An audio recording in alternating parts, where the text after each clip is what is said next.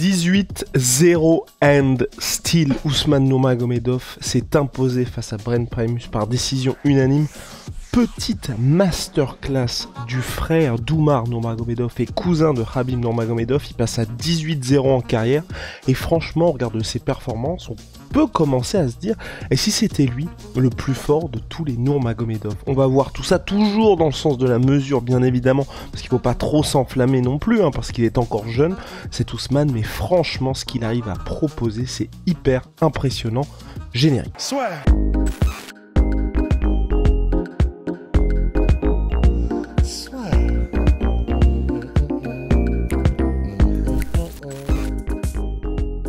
Ousmane Nurmagomedov, déjà champion donc du Bellator, vous le savez, ça avait été une des grosses signatures du Bellator à l'époque, donc il avait signé en 2021 dans l'organisation.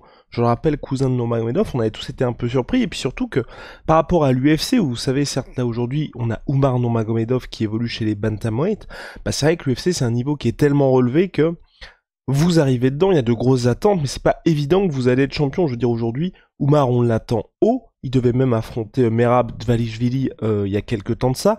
Mais s'il n'est pas champion, c'est pas quelque chose de totalement surprenant. Là, avec Ousmane, quand il arrive au Bellator, c'est clairement, il va être champion dans les 3-4 prochaines années.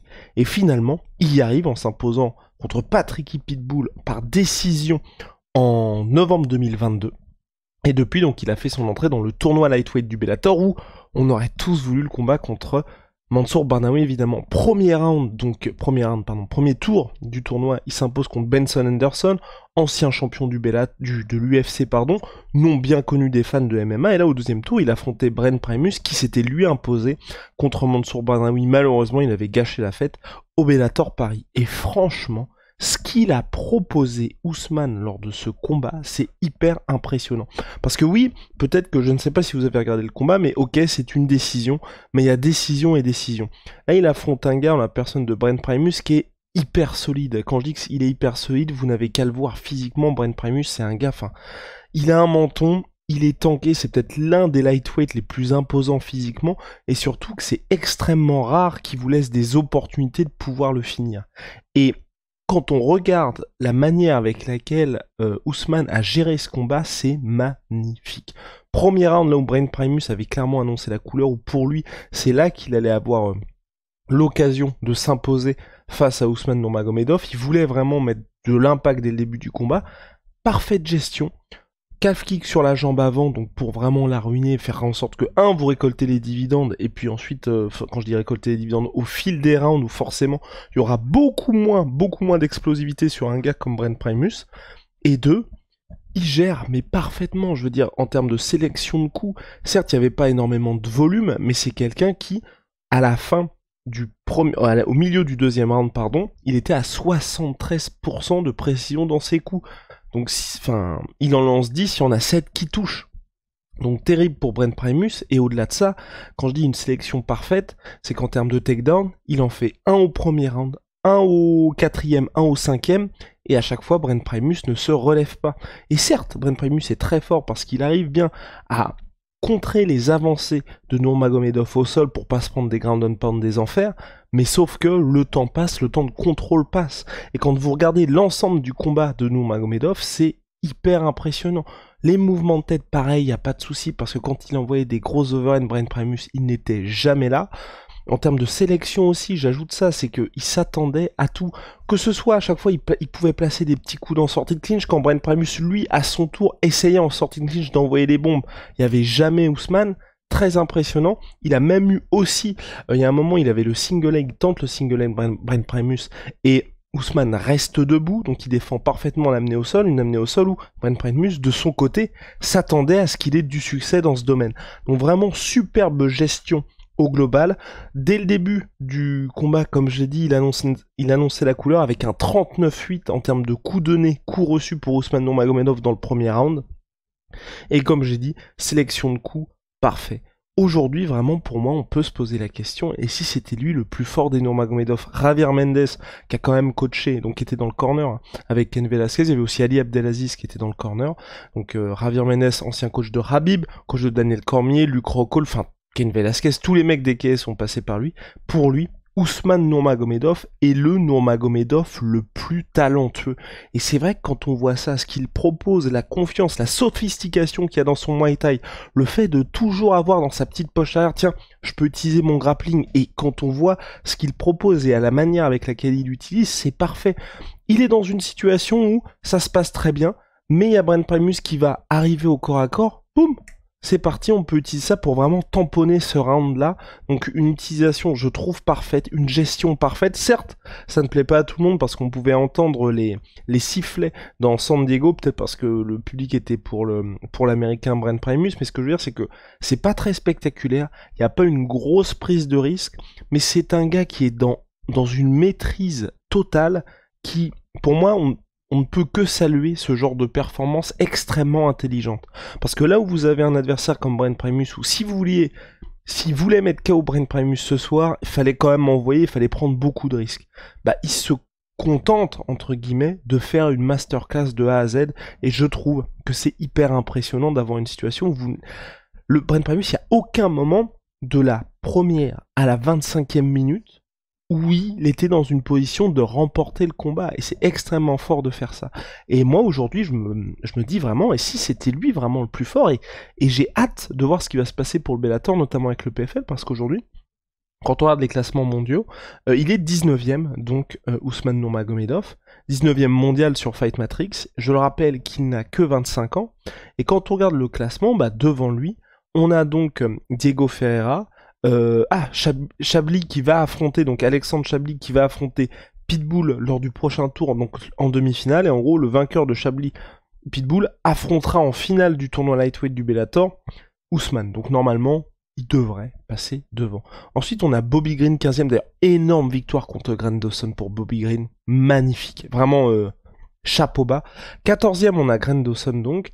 Arman Tsarukyan en 13ème. 12ème, Dan Hooker. 11ème, Nathan Schulte qui est au PFL. 10ème, Raphaël Fiziev. 9ème, Olivier Aubin-Mercier, donc qui a remporté le tournoi du PFL l'année dernière. 8ème, AJ McKee. 7ème, Michael Chandler. 6ème, Mateusz Gamrot. 5ème, Benil Dariush. 4ème, Dustin Poirier. 3ème, Justin Gaethje. 2ème, Charles Oliveira. Et premier, Islam Makhachev. Quand on regarde le classement, bah, c'est chaud. Quand je dis que c'est chaud, c'est... Je veux dire, on a 5ème Benil Dariush, 6ème Mateusz Gamrot. Je pense que intrinsèquement, moi, je le mettrais là Ousmane. Mais c'est toute la question aussi qu'on peut se poser quand il y a des gars qui ne sont pas à l'UFC, c'est quel est leur véritable classement. Quand je dis quel est leur véritable classement, aujourd'hui, c'est magnifique ce que nous propose Ousmane Nurmagomedov. Mais il propose ça contre des Brent Primus, contre des Benson Henderson, contre des Patricky Pitbull. Mais il y a une différence entre faire ça contre des gars comme ça, et faire ça dans la plus grosse ligue du monde, face aux mecs les plus chauds.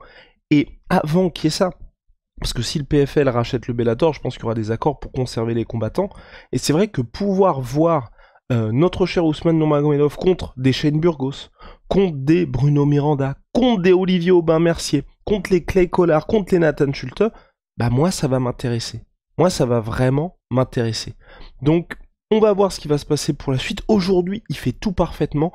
Il a un panel qui est extrêmement intéressant, qui fait que vraiment, on peut se dire... Je veux dire, quand vous voyez l'approche qu'il a eue du combat, la manière dont il faisait ses takedowns, qui étaient plus des takedowns à l'opportunité, où il laissait Brent Primus venir à lui, que lui qui était dans cette recherche-là, il pourrait faire un combat où il le dispute dans son entièreté debout, à la manière de ce que propose Oumar Nurmagomedov. Et avec un plus, je trouve qu'il y a le QI combat qu'il a un peu plus qu'Oumar Nurmagomedov, et j'ai hâte de le voir face à des gars qui vont un petit peu plus le pousser dans ses retranchements, parce que le QI combat, dans ces moments-là, c'est vraiment déterminant, et c'est là qu'on voit les champions. Mais aujourd'hui, je veux dire, il est à 18-0, il a perdu aucun round en carrière, et ce qu'il propose est complètement fou. Je pense que ça devrait bien se passer pour lui jusqu'à la finale du tournoi du Bellator. Après la suite, j'ai hâte parce qu'on aura des beaux combats, que ce soit au PFL ou à l'UFC, mais vraiment chapeau ce qu'il fait.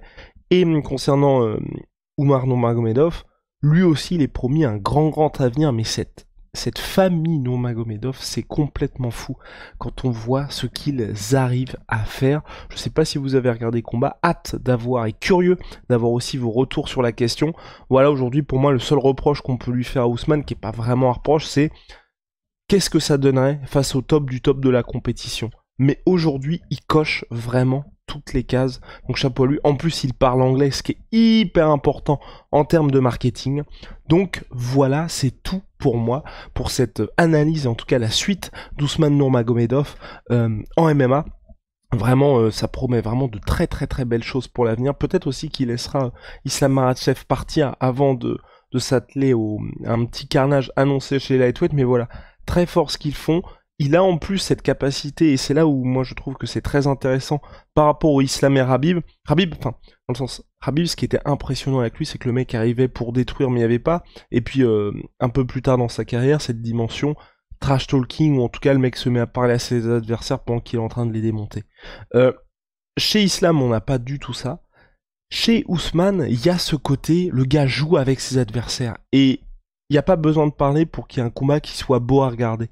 Et c'est là que c'est impressionnant avec lui. Il y a un moment contre Brent Primus, il y a Brent qui essaie de le toucher plusieurs fois. Superbe mouvement de la part d'Ousmane Nurmagomedov, et il y a le petit soir en mode hey, ça risque d'être compliqué pour toi ce soir. Et ça fait partie des choses où vous n'avez pas besoin de parler à un public de connaisseurs c'est pas quelque chose où uniquement les connaisseurs vont être sensibles à ça. Et pour moi, il coche cette petite case aussi, Ousmane, ce qui fait que, enfin bref, vous l'avez compris, je pense que moi je suis fan du gars, et je pense que ça peut devenir une vraie star, et il pourra briller également debout, même à l'UFC, même au top de la compétition, sachant que déjà, Brent Primus, c'est quand même quelqu'un, je vais vous donner le classement mondial du monsieur selon Fight Matrix, hein. Brent Primus, pour vous, comme ça vous aurez une idée un petit peu. Donc on a quelqu'un qui était classé 32e mondial. Donc là il vient de faire ça contre le 32e mondial, ce qui est pas mal. Bref, voilà, c'est tout pour moi pour Ousmane Nurmagomedov. J'ai déjà dit bravo à Bobby Green pour sa victoire contre Grant Dawson, superbe, j'adore quand il y a un vétéran qui déraille les plans de l'UFC. Ciao, I'm Sweet Pea, my sweet protein.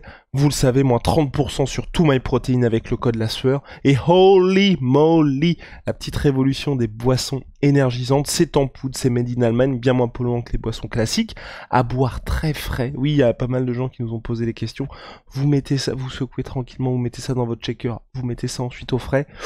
Vous allez vous régaler. Ils font aussi des thés glacés, donc là pareil, à mettre également au frigo. Code La Sueur 5 pour votre première commande, moins 5€ et moins 10% avec le code La Sueur 10 pour vos commandes récurrentes. À très vite, see ya.